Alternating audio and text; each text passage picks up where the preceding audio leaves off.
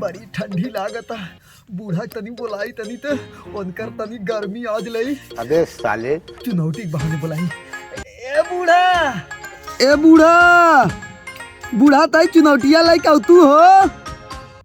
बुढ़वा चुनौती मांगत जा लेके। अरे ई बुढ़वा ना एक तो काम करे लागा ना तो लागे पो पो करे चिल्लाहट मचावे।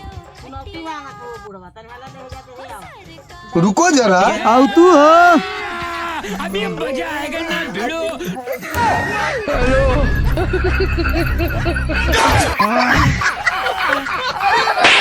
केस ना लगा हमेशा ठंडी में मार रहा था। चुनौती लेकर आता सुपर पछताई है। अरे पतो हम तो बुढ़िया से मांगे ना। तहा बुढ़िया बटोरा था हमें लग भेजस ना। अच्छा सॉरी पतो गलती हो गई। हम ऐसा ठंडी में मार रहे हैं पता नहीं। जाड़े में बलमा प्यारा लगे। अच्छा है